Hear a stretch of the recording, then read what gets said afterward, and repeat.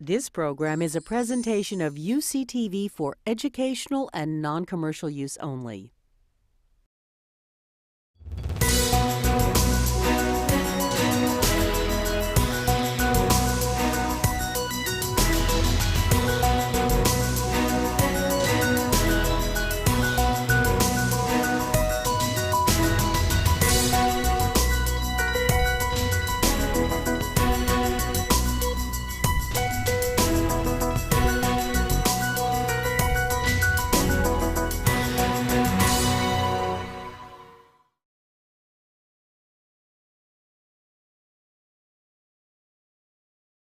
I recently conducted a series of interviews with some Taliban activists, and my research focus is mainly on the narratives, on understanding their enemy images, understanding their grievances, understanding their battle. Talib originally just means a student. It's just to give you a really, really short background. The name came because of a small group of students affiliated to the madrasa in Peshawar called Darul Uloom Haqqaniya, where some Afghani refugees organized with some Pakistani students and went back to Afghanistan after the Soviet Union was withdrawn to establish peace and order in Afghanistan. That was actually basically their vision, to stop the warlords from fighting and creating destruction and fighting each other, and they wanted to create a more unified Afghanistan. Otherwise, the Taliban movement in Pakistan, historically has not, it has not existed. It was, the name was given afterwards, mostly by Westerners who tried to categorize these movements.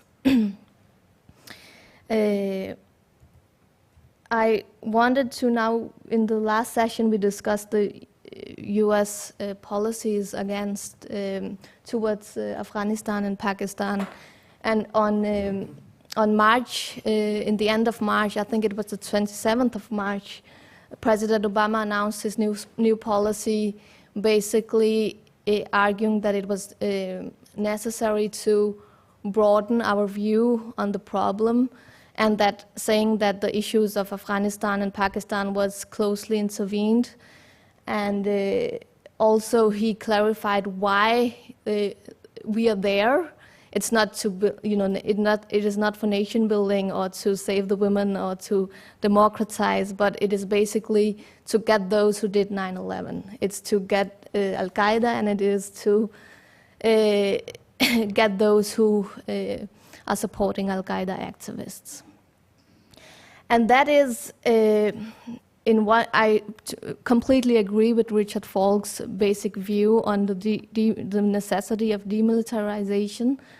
But in one way, this declaration was a very, maybe a more honest declaration, saying why we are there, our motives of it, and maybe also a policy which is more, based on a more consistent view on why we are in Afghanistan and why we are now going into Pakistan, and why we are not in other countries also demanding, having huge problems with human rights and gender relations and so on, why we are not in, for example, different African countries and so on.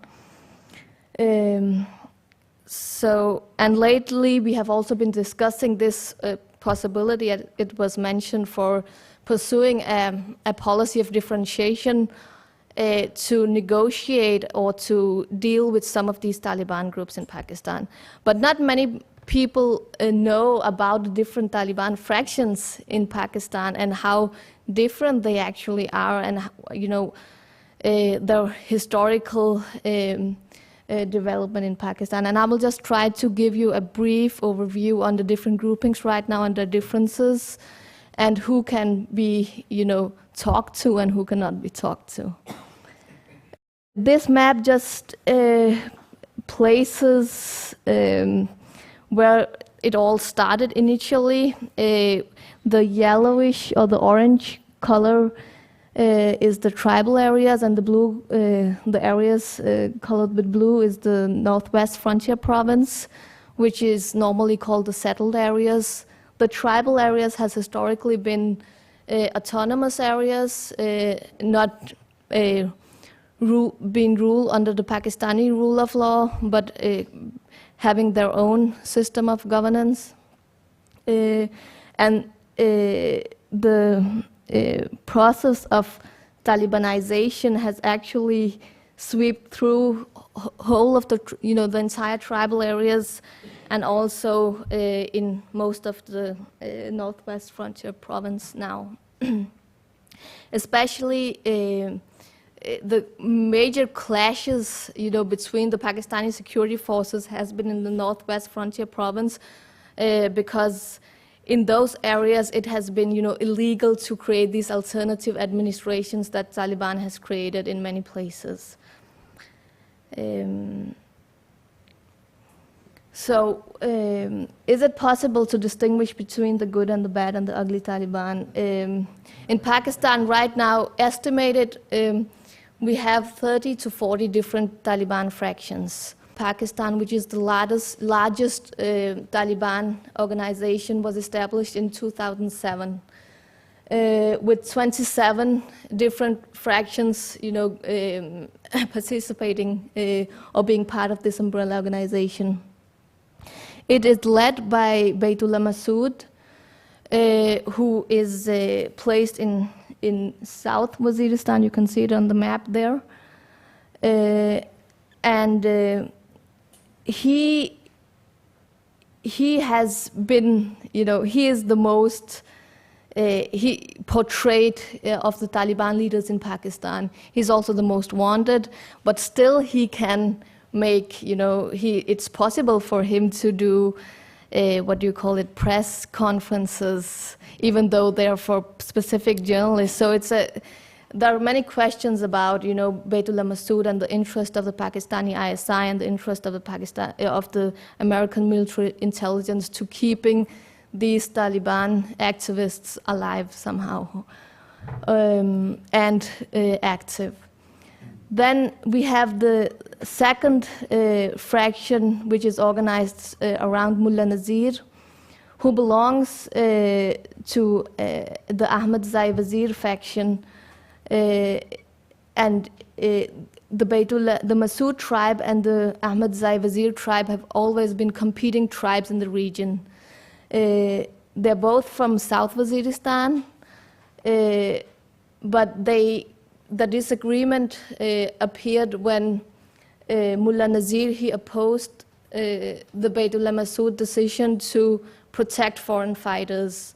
And the foreign fighters in the region, that is mostly the Uzbek fighters from Uzbekistan, from the Islamic movement of Uzbekistan, and the Al-Qaeda affiliated activists, which is estimated to be around 300 to 500 persons. So it's not a huge, it's not a huge crowd we are talking about. It's 300 to 500 persons. So Mullah Nazir, he opposed that, and he got support from Hafiz Gul Bahadur, which is from North Waziristan and belongs to a third tribe, which is the Torikil tribe. And he got into a fight with Baytullah Masood because of the differences in opinion about whether they should fight or cooperate with the Pakistani security forces. And Baytullah Masood, he saw the Pakistani security forces to be legitimate targets, whereas Hafiz Gul Bahadur has always, resisted, or he wanted to work together with the Pakistani security forces, especially against, again, the foreign fighters. So the Mullah Nazir and the Hafiz Gul Bahadur made an alliance of alternative, of different Taliban groups, and for a long time they had this, different fights going on against each other. But very recently, after I actually President Obama, he announced the deployment of 21,000 more American troops to Afghanistan. It is said, or it is reported, that Mullah Umar, the leader of the Afghani Taliban, went to, tried to make them join forces again. And after that, they announced that it's just recently, a couple of months ago, they announced that they have put their differences aside, and now they want to fight, in unity against the foreign occupation forces in Afghanistan. So that has been a, example for many people saying that this militaristic approach is not helping; it is only worsening the problem, because it is, first of all, it is recruiting more people to these Taliban fractions, and secondly, it is uniting all these different fractions which call themselves Taliban and who shares the interpretation of Sharia and Islamic law, but who do, who are very different in their approach to negotiation and how, and violence, basically. And then we have the Sawati Taliban, which we have heard so much about in the news lately, causing all these refugees. Taliban in Sawat was, again, not a phenomenon until recently in 2007, where they joined the Tehreek-e-Taliban Pakistan. Before that, what is called the Sawati Taliban today was a movement called the Tehreek-e-Nifaz-e-Shariat-e-Muhammadi, a movement basically working to implement Sharia in Sawat, in the valley of Sawat. It was a local, Islamic movement wanting, rallying to, make the Pakistani constitution's promise implement the promise of Sharia law in Pakistan implemented. So its leader, Sufi Muhammad, he was jailed after 2001, where he and his son-in-law, Mullah Fazlullah, went to Afghanistan to fight against the foreign occupation forces. These two, the Sufi Muhammad and his son-in-law, they developed a difference because while Sufi Muhammad was in jail until recently, Mullah Fazlullah, he started to militarize this movement, Tanzim Nifaz-e-Shariat-e-Muhammadi, and the peace deals actually that the Pakistani government did recently in February was with Sufi Muhammad, who do not support the approach of his son-in-law and who do not support the militarization of his movement. So the Pakistani government did it allegedly to make the father-in-law convince his son-in-law to lay down arms and to, be more concerned about the people of the valley. Then we have different new constellations coming up. We have something called the Punjabi Taliban. Normally, the Taliban in Pakistan has been a Pashtun phenomenon and belonging to the Deobandi trend.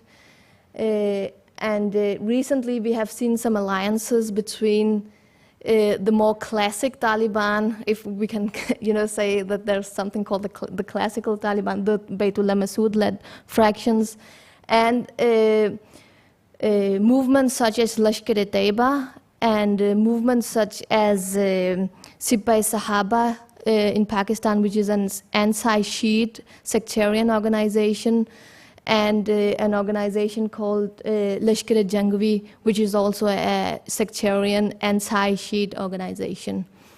And especially Baytullah Masood is cooperating closely with these fractions. And normally we have seen Lashkar-e-Taiba, for example, on the other side of the Pakistani border, fighting in Kashmir and not on the Afghani side of the border.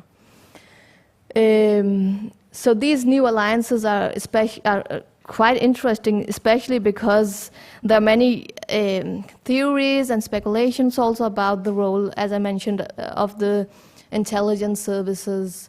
In the Mohmand agency, if you can see it up there in the tribal areas, there was a case with the Shah group. I don't know if you have heard about it in the media, But there was the more classical Taliban was fighting this movement group or this Shah group in the movement agency. And the Shah group is a Salafi movement, was a Salafi movement, which is closer to the Al-Qaeda ideology, whereas the Deobandi, as you know, follows a school of jurisprudence, follows the Hanafi school of law. They have interpretational, differences.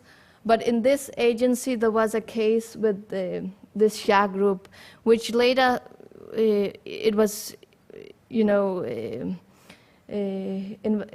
discovered that the leader of this Shah group was actually a leading member also of Lashkar-e-Taiba.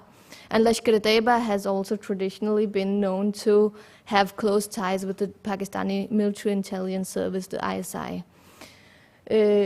So there has also been some news about the Pakistani intelligence or the military intelligence service supporting the Hafiz Gul Bahadur and the Mullah Nazir fractions against the Baytullah Masood group to fight them and to arm them. And there was something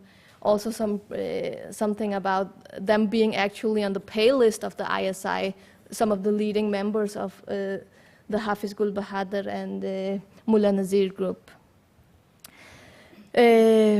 And then the latest outshoot has been the Tehreek-e-Taliban in Balochistan and the Tehreek-e-Taliban in Peshawar, but we don't know much about them yet.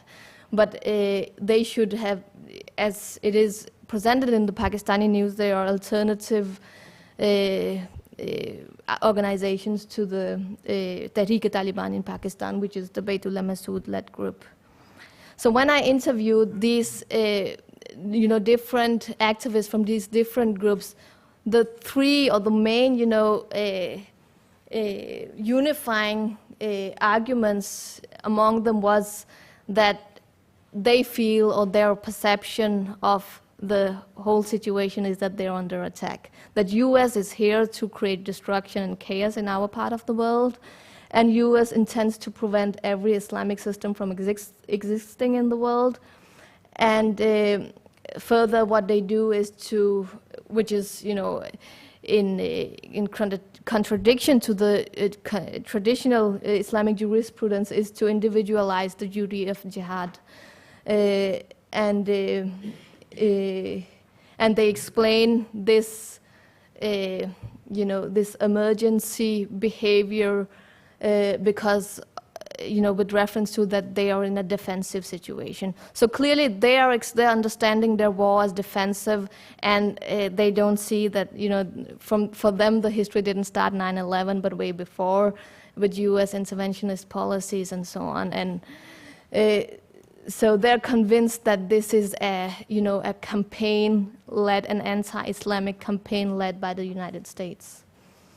And I think it is really important to take that seriously when we think of, resolution and which policies to pursue. It is important to understand who, the people we are fighting as Americans. Now, I'm not an American, but I'm just using that category. What they are feeling threatened by it, what their grievances are, in order to understand, a better way to de-escalate the conflict dynamics. Because right now, as it is clearly, if you look at earlier the Bush rhetoric and now also the Obama, it's clearly the U.S. perception also that we were under attack. Our values of freedom were attacked that day in 9/11. But the same is actually true if you look, if you listen to the narratives on the other side. They have, precisely the same image that their, freedom was under attack or has been attacked, and their sovereignty is under attack, and they're systematically being attacked by foreign occupation forces. I will not go into, I know that I don't have much time, so I will not go into the more, detailed description of the individual activists. But if you look at, normally at just war theory, how we explain our wars in the West, normally we have this, 5 or 6 ways to legitimize why we are doing what we are doing, and do we have if it's a last resort, if we have the right motive, if all these things I have written down here. And again, if you listen to the narratives and the grievances of those we are fighting in Pakistan and Afghanistan, they would have exactly something to fill in these things too. They also feel that they have the right motivation or the motive. They also see their fight as the last resort, and so on and so on. And they also have debates about discrimination, who is the guilty, who is the innocent, who is a legitimate target, who is not a legitimate target. So I think it is worrying. If you look at this, I don't know if you can see it, the survey on top, it's a recent survey from 2008 showing that actually if you ask the Pakistani population, 44% of the Pakistanis would say that it is the United States who poses the biggest threat to their personal safety. Yeah, 44%, yeah. While the traditional enemy, India, was in comparison only 14%, and only 8% identified the Pakistani Taliban, 6% identified the Al-Qaeda, and 4% identified the Afghani Taliban. So that is something to be very worried about.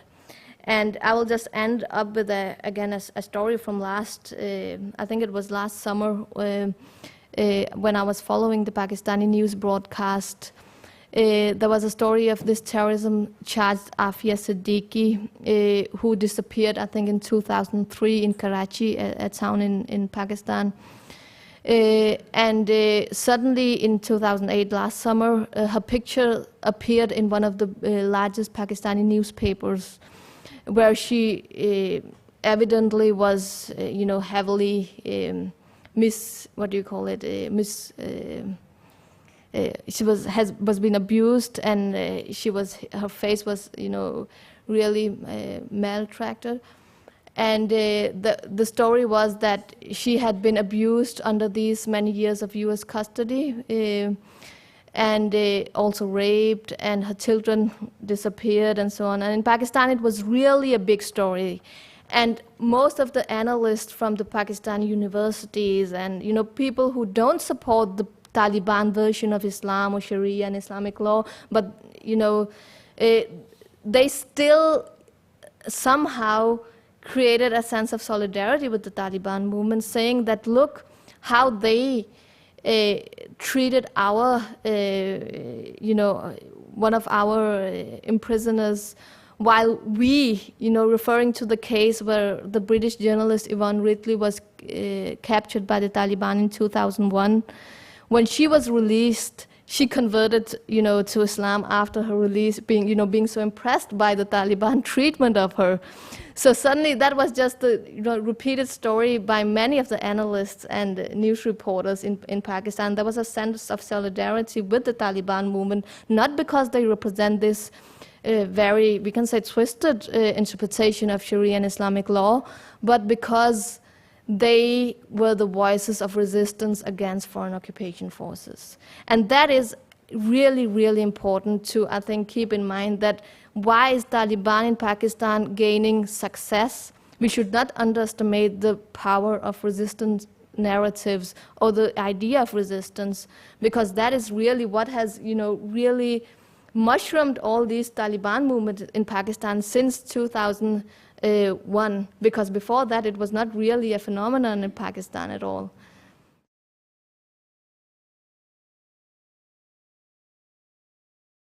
I think it's a question why we academics don't see what's happening on the ground. So this panel of people on the ground, I think, is really important. And what you just showed us, that the Taliban is kind of an umbrella category or an epithet given by its other and not really appropriate for people on the ground, is so important. There are so many Talibans, and in Afghanistan the same is true. When we say we're fighting the Taliban, what the heck does it mean, right? Well, I am an anthropologist. We study on the ground, face to face, and I started studying the Sikh insurgents in Punjab following Edward Said's advice, who had said about post-colonial scholars, you know, it's not enough to invite our post-colonial others into our salons with their weapons deposited politely at the door and discuss over a cup of tea where we should proceed. We have to meet them in the field with their weapons on. And I think that's true, and I guess Mona thinks it's true too, because that's the only conversation that we can have that some kind of truth will really emerge about their situation and what is really going on in their world. So I started out with studying the Sikhs, and later on I moved on to studying Kashmiri Mujahideen.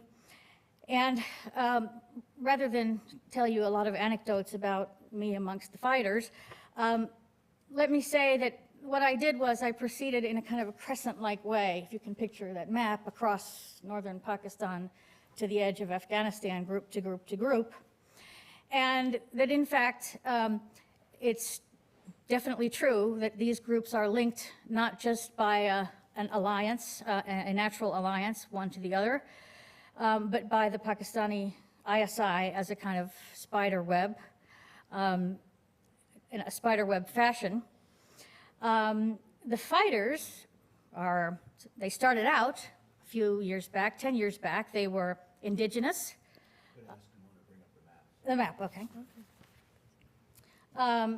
They were mostly, in the beginning, whether we talked about Sikhs or Kashmiris, indigenous, young, much like my Notre Dame students. A lot of people don't like that analogy, but I felt like I was with my students when I was among them. Young, very secular, a middle-class origin, very educated. But over time, I've seen this change across that crescent that I'm talking about, where that group of fighters have become increasingly religious, increasingly more youthful, increasingly more of peasant origins, less educated. And when I say religious, what I mean is, of course, Islamization. There's been a gradual Islamization. There's been, of course, a greater and greater influence from Pakistan in the direct form of Pakistani fighters actually joining into these different groups. And then international fighters. And I can describe, for example, one field trip along the line of control in Kashmir. The first time when I started doing field work there at some of the bases of Mujahideen along the line of control, they were almost all Indian Kashmiri fighters, a few Pakistanis. A few years later, when I went back along that same line of control, there were Algerians, Libyans, Saudis, a few Chechens, all across. You know, it had become a pan-Islamic cause very quickly, okay? One of the things I recognized, by the way, visiting the line of control, maybe some of you have done that as well, the refugee flow, the refugee camps that you can see along the Pakistani side of that line of control. They're vast refugee tents and tents and tents all along, you know, people crawling out of the mountains with frostbitten arms and legs and wounds, and okay. So if I had wondered whether somebody was trying to pull something over on me or create stories and tell me lies to invent something because they hated a certain country, I definitely realized otherwise when I saw thousands and thousands of refugees, which could not have been arranged for my benefit.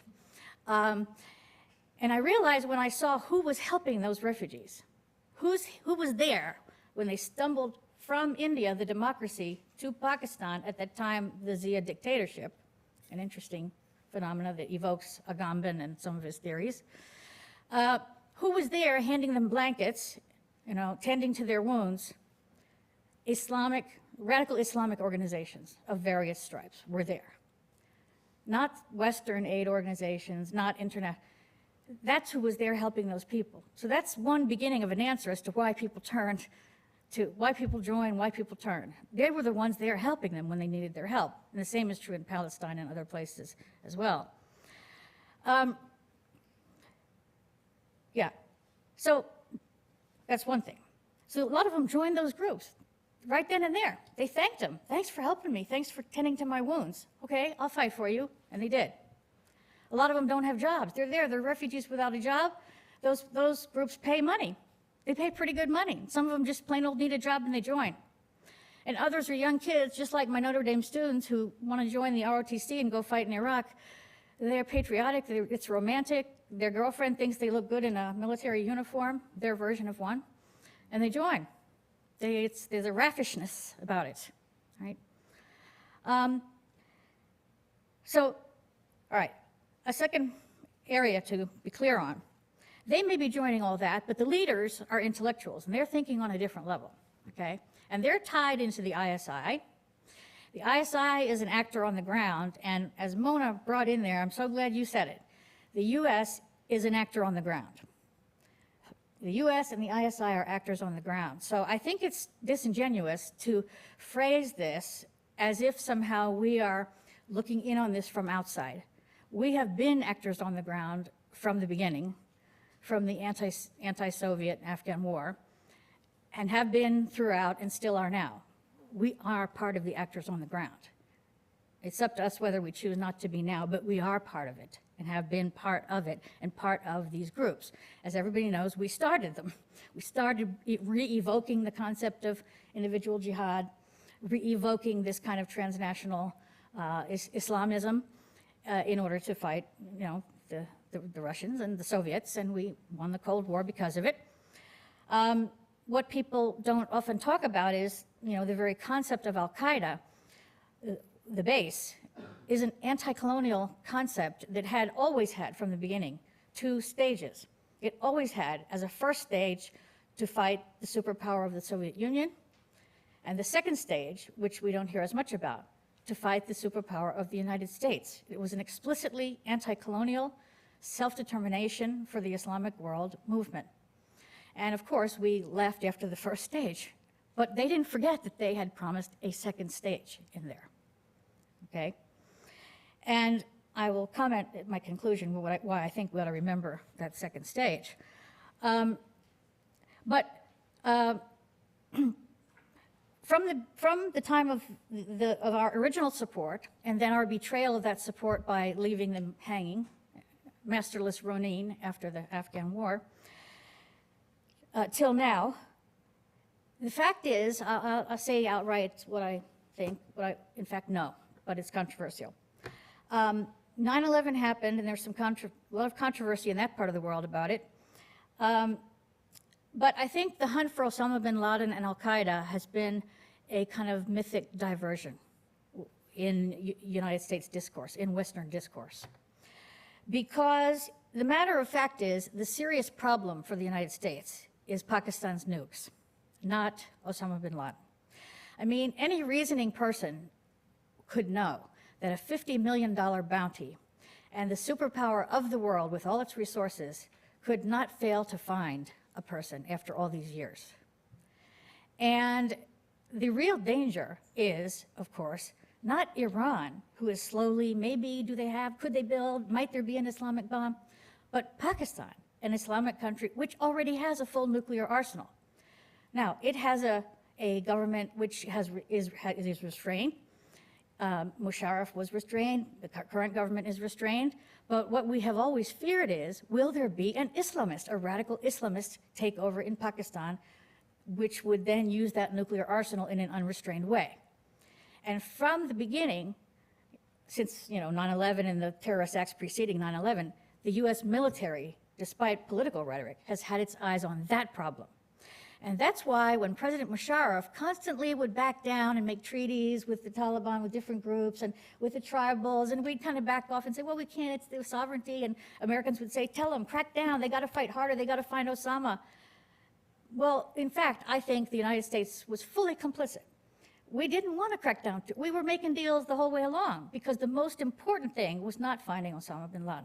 The most important thing has been preserving the stability of Pakistan, because we wanted to preserve the stability of those nukes. That was the most important thing. We knew if there was too heavy a hand on a crackdown by us or by Musharraf, there'd be an Islamic backlash, and then you might get Islamists taking over those nukes. And that is now what is happening right now. So just as Richard Falk said, that's why I was on board with what he said.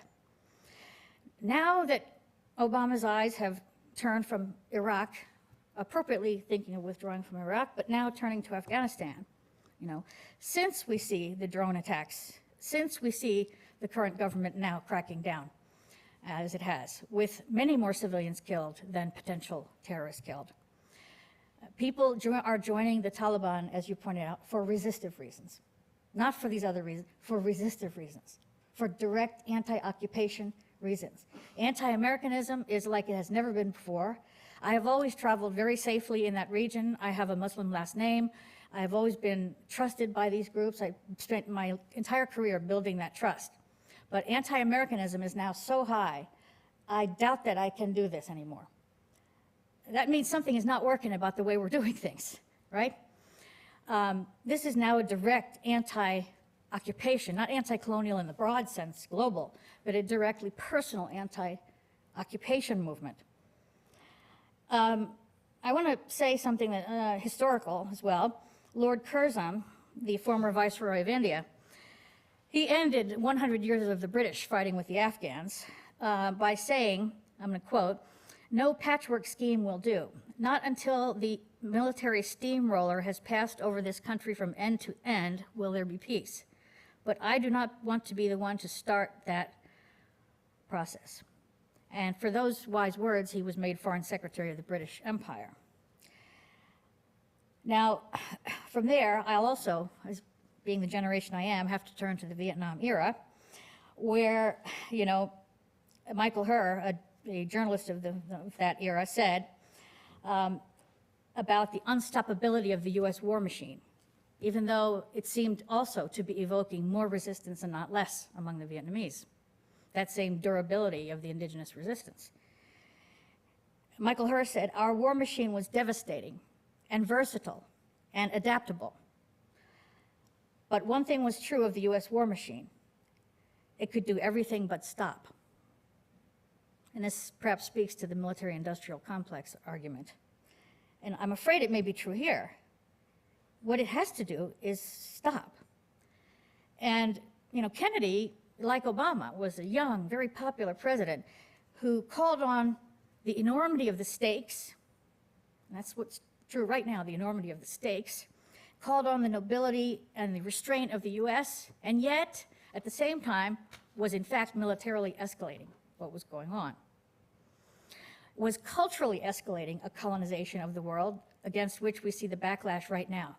If you look at downtown markets in Pakistan or in Afghanistan, girls are carrying around Barbie dolls, and some of us Americans apparently find that this a great sign of liberation, that instead of the burqa.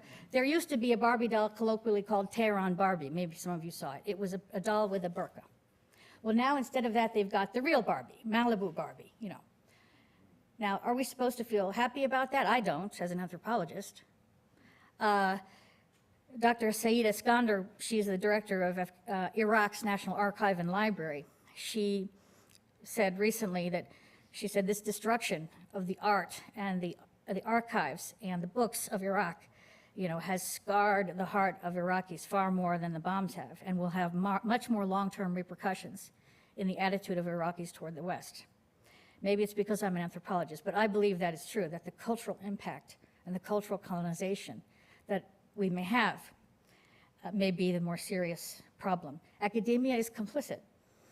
Academia itself is so neo-colonial, and many of us in our fields, we know, still consider people from other parts of the world more as informants than colleagues, especially those who are not from the middle class and not educated at Oxford, but true others from other knowledge traditions, such as religion, such as shamanic traditions.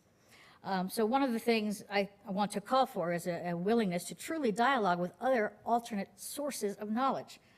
Those Talibanis who went to madrasas, they have a kind of knowledge that actually needs to be entered into a discourse with and not just called crazy fanaticism.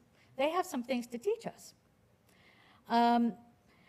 And so as to what I'd like to offer, we say demilitarize but not disengage. Well, what I have to say about that is, first thing is, I think it's time for a really fully regional approach to this problem. And the only way Pakistan can deal with its internal problems is if we help Pakistan deal with the Kashmir issue. It's had to focus its full national energy on India and Kashmir because that has been an unresolved border since the beginning of Pakistan. Now, the US can't be the one to lead this. It has to be a plurality of nations, including Russia, China, India, Iran, the Central Asian nations. And for the first time, I think there may be a chance for it. Why?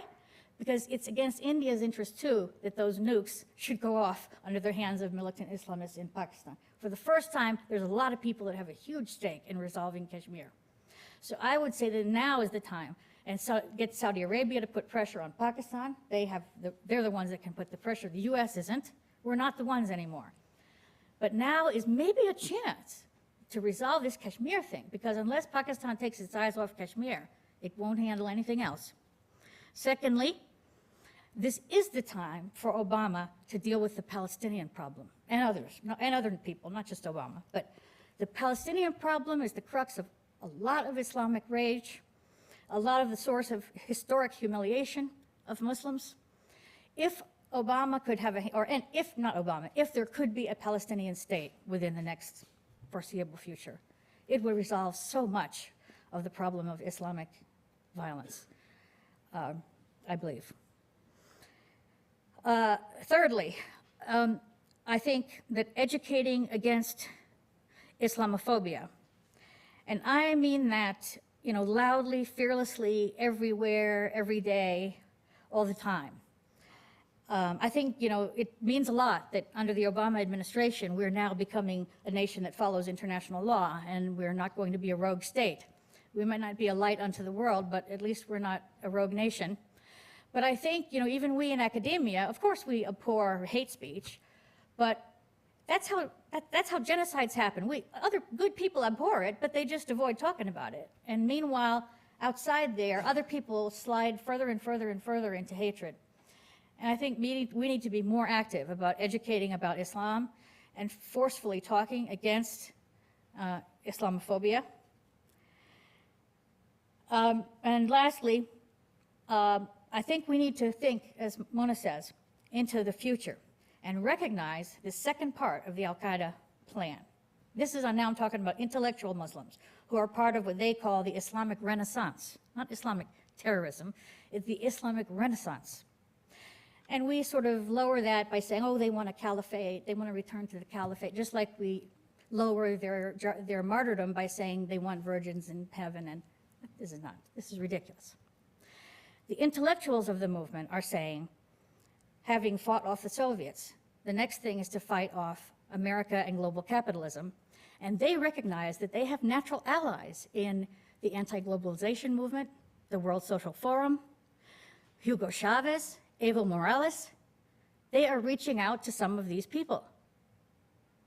Now, I think there's a problem because the progressive left in the West has so bought into the idea that radical Islam is a regressive, right-wing fanatic. So we can't possibly see that that's a future alliance, but they're building that alliance. So we got to think way outside the box about what this movement is and what we can do. Thank you.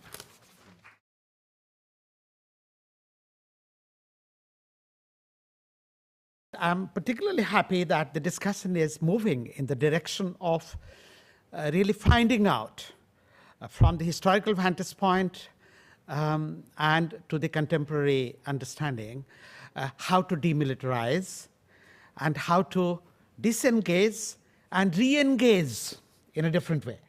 And I think Cynthia Mahmood's point leads us in the direction of a democratic re-engagement of everybody so that some of our shared values we can pursue.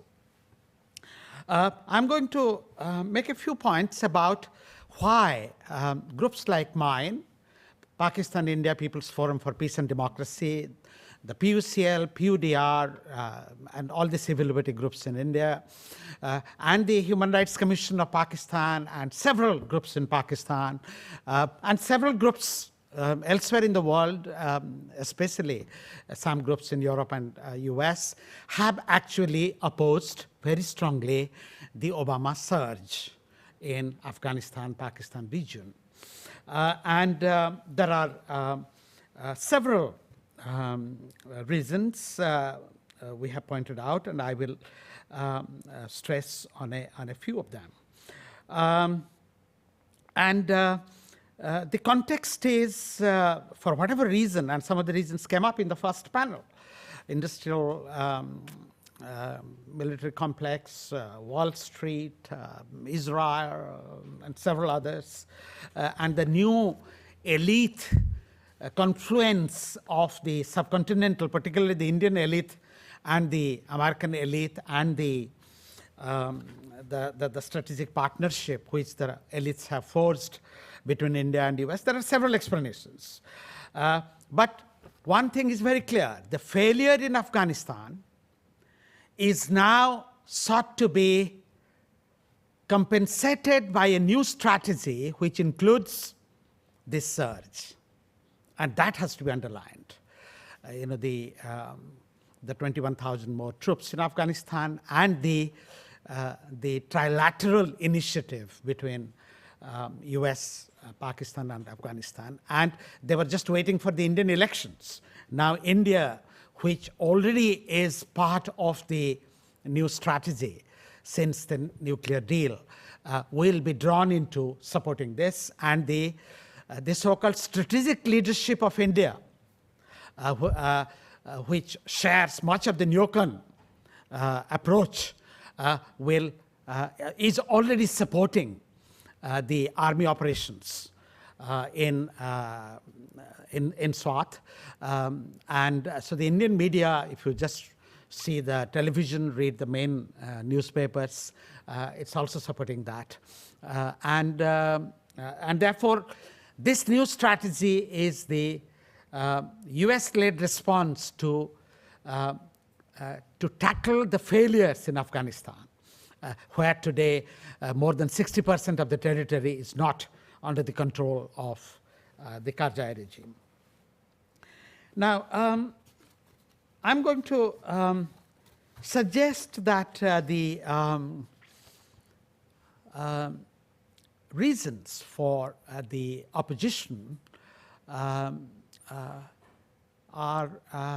opposition to Obama's policy are also reasons for opposing a certain understanding of the phenomenon of terrorism and violence in the contemporary world and in Asia, which has informed US policy.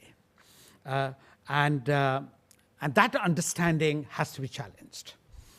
And that mainstream academic input which has gone into that, and such great stalwarts here, their views haven't informed the American policy. It is some other views. And as against that kind of understanding, I'm going to suggest that three propositions have to be promoted as working propositions, and the scholarly work has to be marshaled in support of those propositions. One, I think we should try to strengthen the local forces of harmony and reason.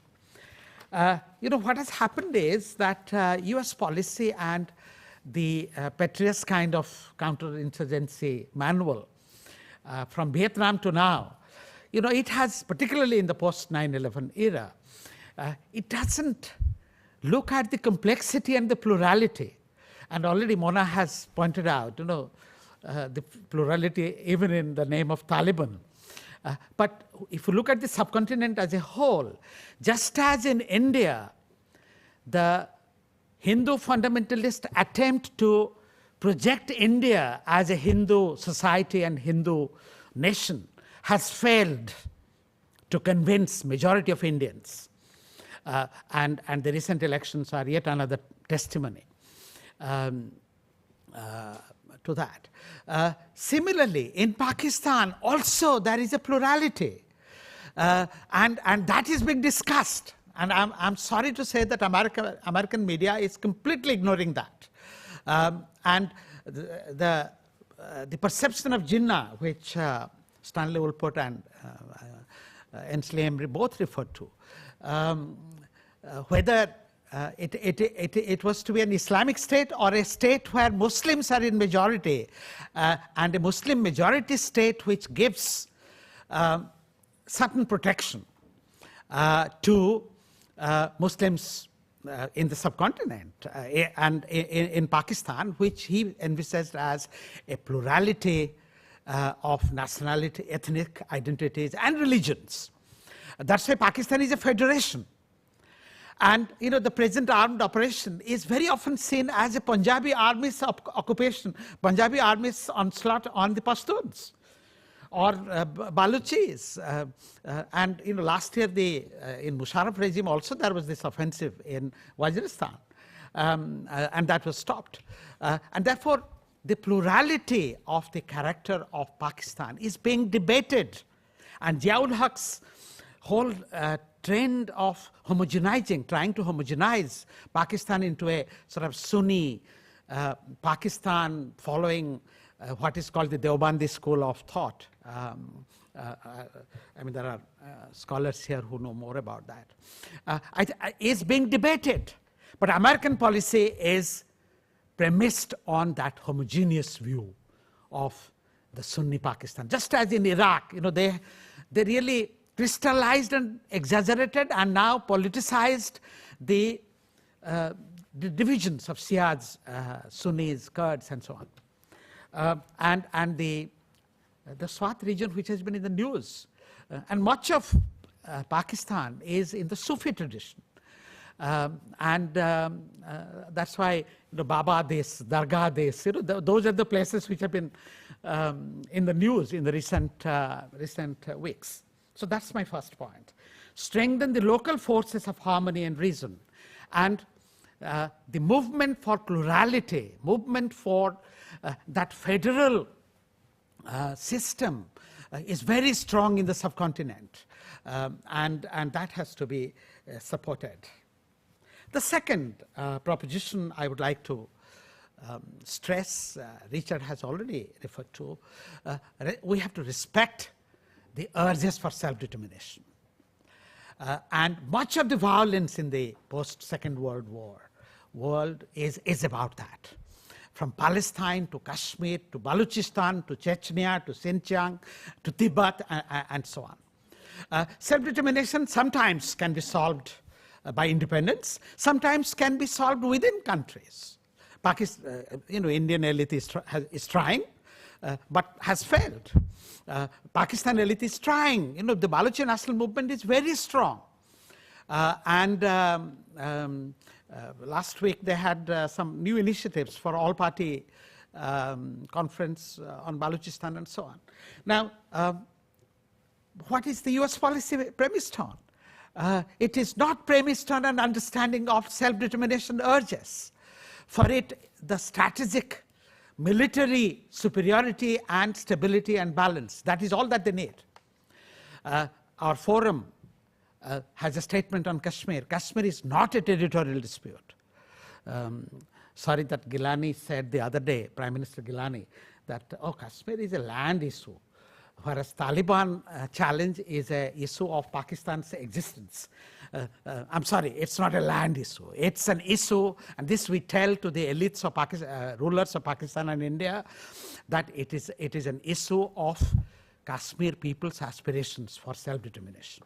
The form of that self-determination is something that has to be worked out by the people themselves with the regimes of India and Pakistan. That is our forum stand. I strongly defend that stand. Now, and Pashtuns in this area, Swat area, Baluchis,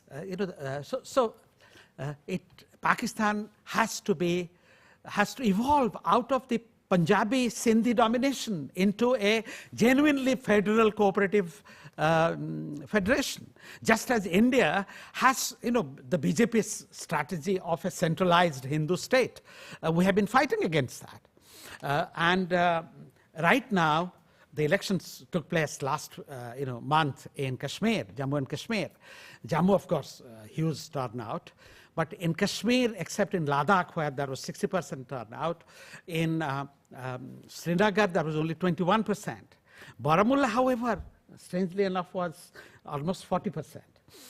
In the other parts of the valley, it was 20 to 25. So there is a, but it's not 5%, 10%. So there is also a political process which is having some impact. So that political process must allow talks with the autonomy movement, self-determination movements in Kashmir. And Hurriyat boycotted the elections. Hurriyat has to be drawn into the deliberations once again in Kashmir. So this is my second proposition, and I think we have to have a clear view that contemporary era violence is mainly the result of denial of self-determination. Locally, regionally, but the US policy, and the imperialist period denied that, Cold War period denied that, and the present globalization period and the US hegemonic military framework denies that. That's why most of the sources of violence in the world. Now finally, and this is a point which Cynthia has already referred to, we have to have a regional initiative. And in America, there is very little awareness of something called SARC or SCO, List of All EAS, East Asia Summit, which has ASEAN countries, India, China, Japan, and so on, because US is not a member here. Now, we also fight against these interstate organizations to say that, look, Pak India Forum gave a People's Charter to SARC, but they adopted their own Charter of Development and Fundamental Rights. ASEAN has a Charter of Human Rights. We from the Asian Human Rights Network presented a charter. They didn't accept that. So we have a dialogue. I'm not saying that they are doing a great job, but they are a source of important regional cooperation initiative, not only in economic terms, but also in political terms. And SCO above all. India, Pakistan, and Iran are now observer members since 2006, together with Mongolia, in SCO, Shanghai Cooperation Organization. And they had a conference on Afghanistan crisis in early March. One junior official from State Department, US, also attended that. But you did not follow any of the discussions that were made there. Similarly, the SCO summit is going to take place in mid-June in Russia this time. And this time Manmohan Singh himself is attending, because until now, because India is not an observer and India is a big power, so only a minister was attending. This time he has decided to attend. Of course, also the reason is that that meeting will be followed by India, China, Russia summit, the RIC, and also by BRIC, Brazil, India, China, Russia summit. Now, these are important initiatives. Involve them to confront this. And SCO started as a boundary-related initiative, post-Soviet situation. But after 9/11, after Xinjiang became more violent, Chechnya and so on, they are also concerned with this problem of terrorism, extremism, secessionism, fundamentalism, and so on. So what I'm saying is, and America, of course, considers that as a counter to US. But every time they say that this is not a counter to US. So there can be a NATO SCO discussion at least. But more important than that is the belief that local problems have to be solved locally. And the participation of US in this great Eurasian game, considering Pakistan as a strategic locale connecting West Asia, Middle East, Central Asia, and South Asia, and the Chinese help in Gwadar port, which has been completed recently in Pakistan. Now, you see, that does not become the only consideration if you are interested in peace in the region. Peace in the region depends on respect for plurality, respect for self-determination, and respect for the regional initiatives. And I would hope that the US-India relationship, which will be now the focus with the new government in power, would look at Kashmir differently as an opportunity, as you said. I fully endorse that. And look at the regional problems from a regional angle and relate it to the global scenario, and so that US gets the message that the threat to US security can only be tackled when there is peace and self-determination all over the world. Thank you very much.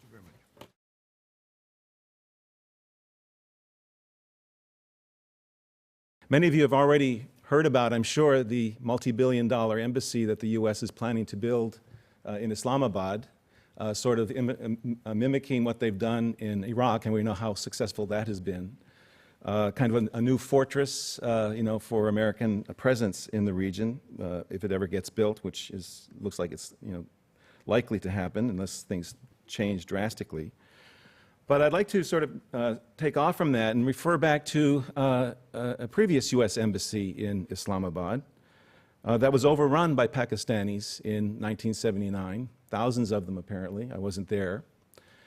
It was completely unexpected on part of the CIA station officers that were there, the diplomats. Nobody expected this event to happen. And looking back to see what the catalysts were for that in 1979, there were several. One was the fact that it coincided with the seizure of the Mecca Haram area in the wake of the pilgrimage of that year, the Hajj, where Arab religious militants with a kind of millennial expectation seized the holy sites and had to be removed by force by the Saudi and French troops.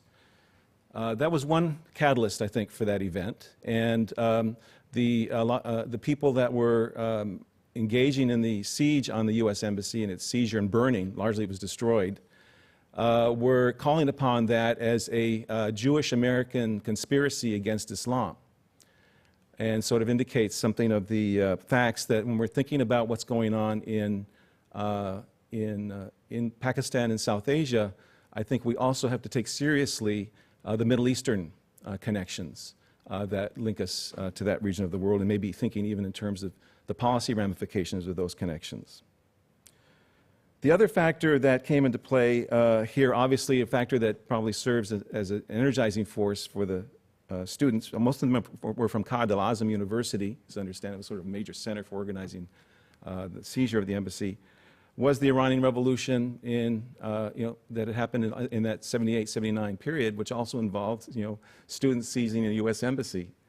And the success of that revolution, not that all the young Pakistanis were Shia Muslims, sort of motivated by Imam Khomeini, but rather that the idea that somehow Islam could serve as a rallying force for political action in a revolutionary kind of way, I think sent shockwaves through the Middle East and I think through South Asia as well, and Pakistan, not only among Shia Muslims, but among Sunni Muslims as well.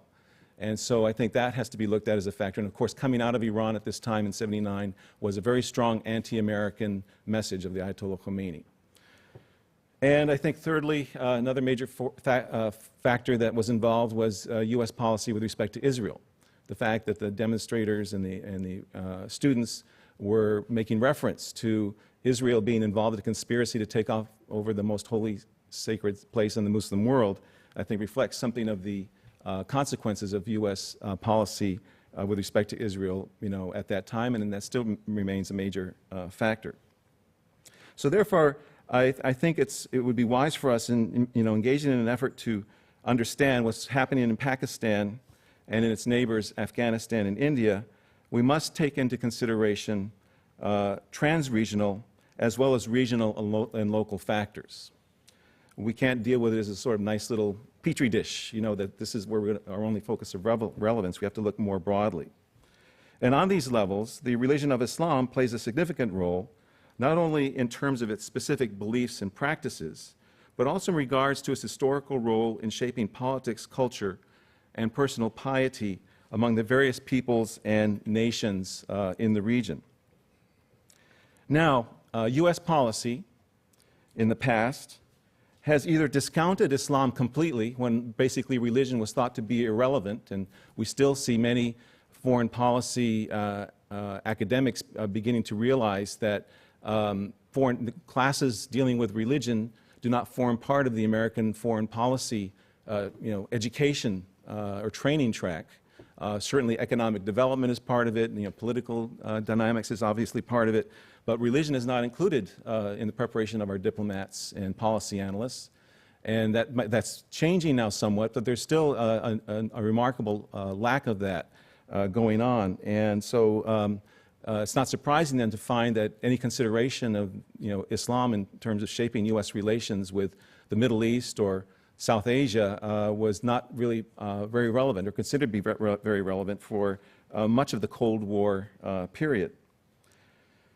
But the other side of that, though, is kind of the flip side of the coin, is that if Islam was completely ignored, U.S. policy subsequently came to be obsessed with Islam in a way that sort of exceeds the bounds of rationality and rational thinking. And this obsession has also contributed to U.S. policy. So not only, looking at strictly non-religious factors, secular factors in terms of the region, but also the way, when religion is included into it, it's done in a way that affects the U.S. policy, I think, in a detrimental kind of way. So this obsession with religion in the region emerged during the last phases of the Cold War politics period. It's marked in particular then by the Iranian Revolution and the Soviet invasion of Afghanistan, and this obsession continues then to be part of our foreign policy in the present day. Now, Mahmoud Mamdani has been particularly helpful, I think, in diagnosing this obsession and pointing out its unintended consequences. The Manichaean conceptualization of Islam as being divided into two camps, good Muslims / bad Muslims, I think is really one of the operating concepts in terms of this religious understanding or obsession with Islam that has formed part of our foreign policy apparatus.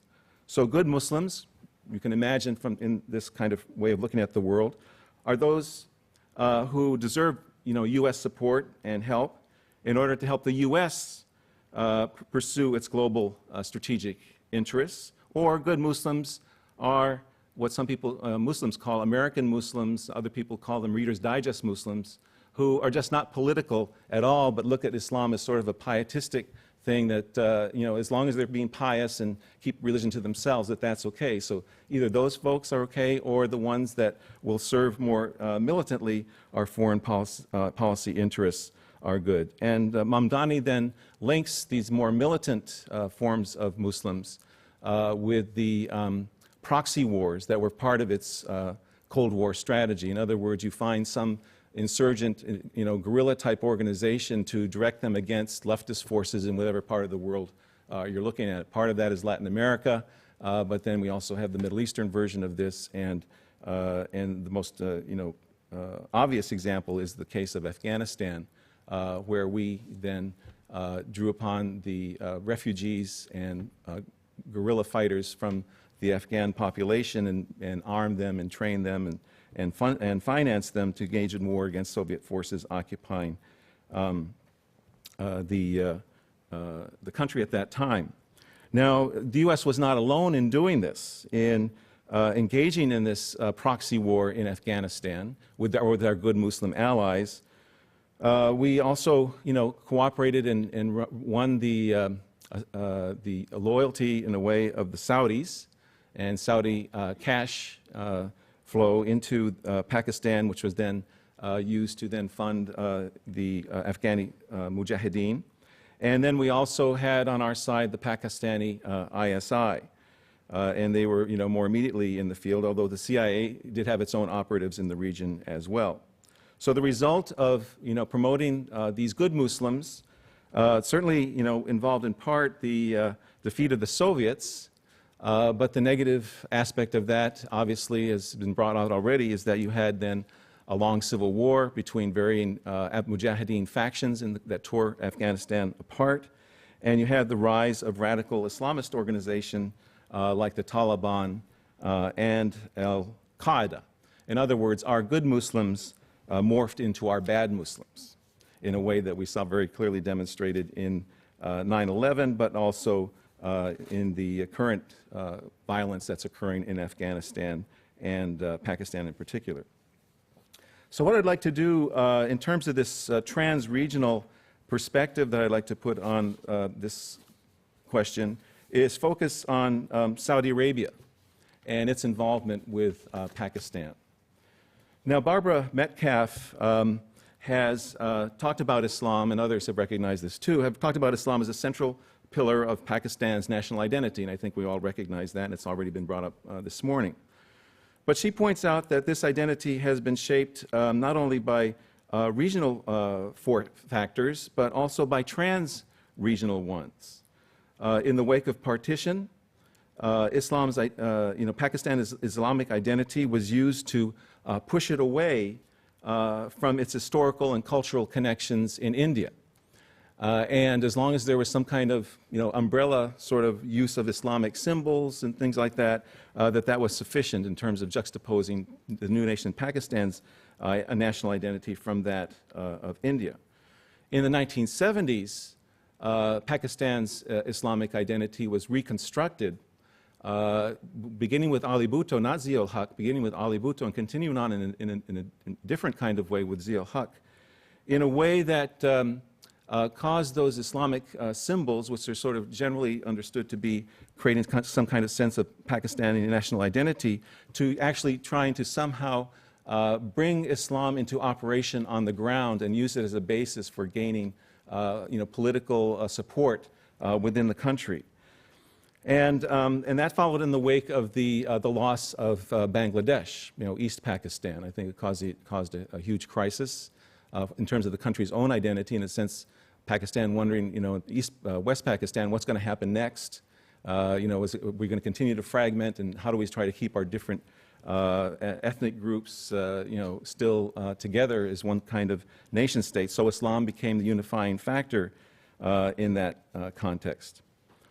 But when you're trying to think about Islam, then in Pakistan, we have to think about the diversity of forms that Islam takes there. So there's not just the sort of the ways in which the government seeks to use it to sort of create some kind of broadly Pakistani national identity, but the way it's actually embedded within the everyday life of the Pakistanis and its recent history.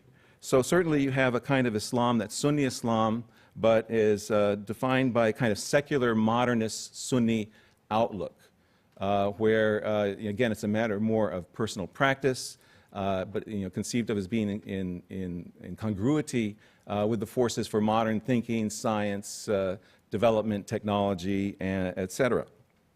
So that certainly is there, especially among core elites within Pakistan. But you also have the Deobandi traditionalist ulama and students, which is a kind of pietistic form of Islam that focuses on the literal understanding of the Quran and the study of the Hadith, and trying to implement the teachings of the Quran and the Hadith in the daily lives of Muslims, overtly not to be political, though. Okay, the Deobandi school is not immediately designed to engage in political action. They come out of the colonial period in India, the late colonial period, where they basically chose not to oppose the British rule of India, and rather wanted to sort of strengthen Islam from within in terms of getting back to the true religion and having Indian Muslims become good Muslims in terms of knowing what their religion says and what it requires, et cetera, but not in terms of engaging in overt political action. So you have this kind of traditionalist-minded ulama, religious scholars, and their students.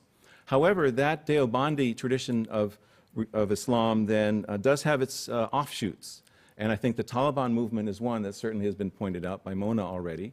and that's, sort of, again, grounded in this traditional sort of view of the Islamic religion, but without any reference to the complex legal tradition that developed over the centuries, rather than trying to go back to the original text of the Quran and the Hadith.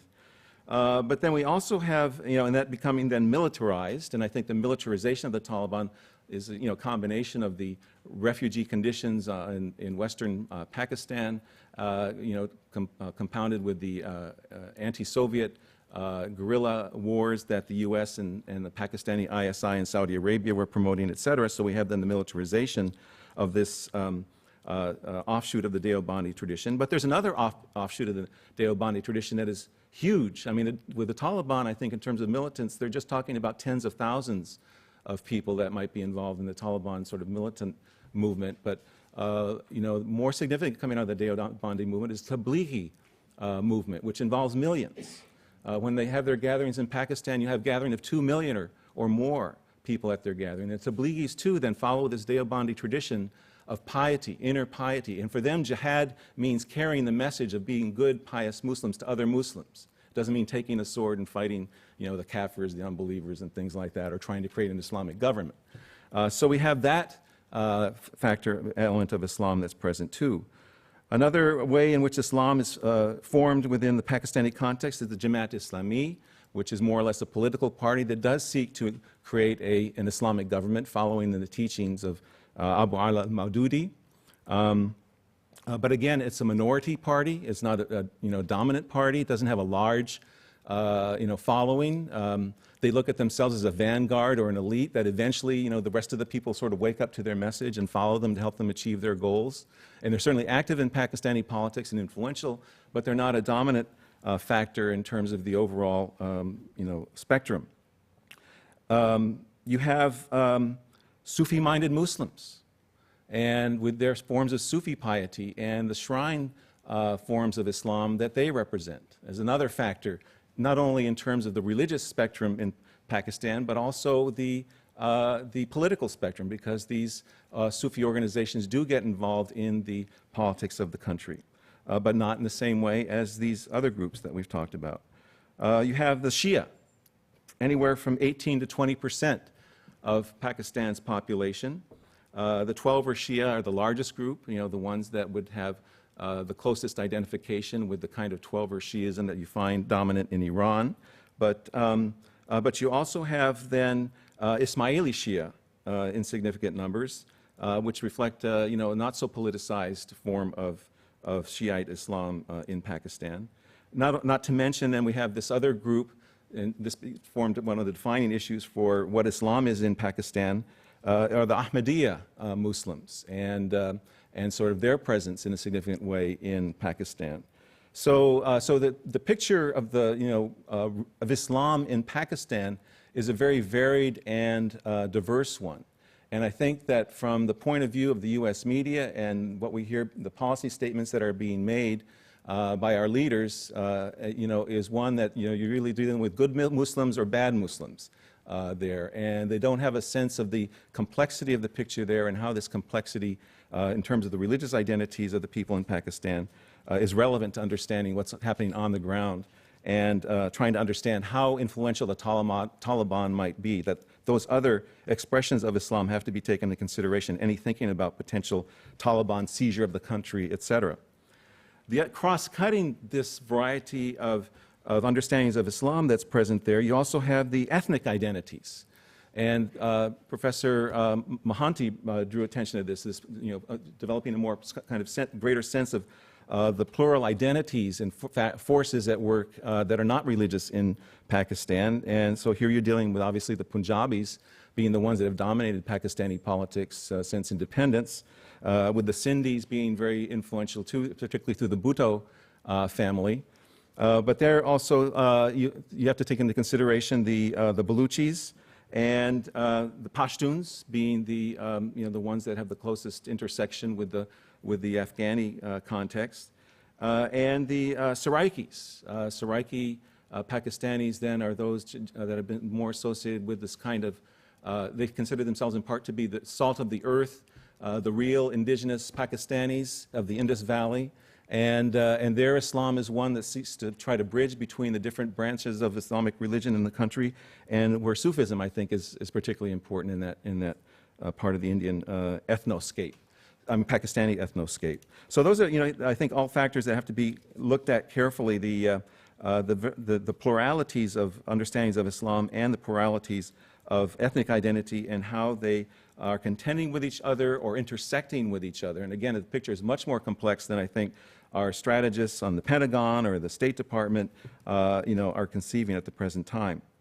Now, with respect to Saudi influence, I know that my time is limited here, so I'll just quickly go through that. But I think that you can see the Saudi influence in Pakistan picking up in the early 1970s as Bhutto sought to make Islam a more prominent part of the Pakistani self-understanding in the world.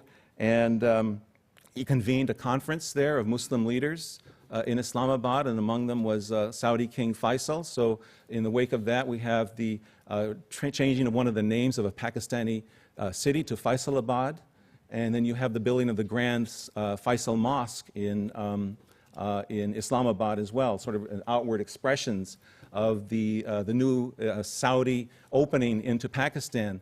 That shift on the part of Ali Bhutto's government then coincided also with what? The increasing revenues from the oil market.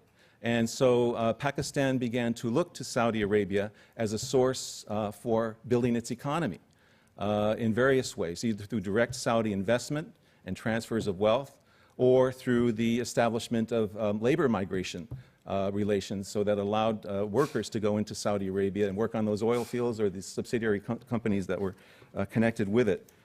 So we have then the beginning of I think, a significant Saudi presence in Pakistan at that time with Ali Bhutto, although Bhutto's Islam was not the Saudi Wahhabi form of Islam. It was, much more pluralistic in nature, and probably, an effort on his part to construct his own Islam for Pakistan, rather than sort of affiliated with any kind of existing Islam that was on the ground, or locally or trans-regionally.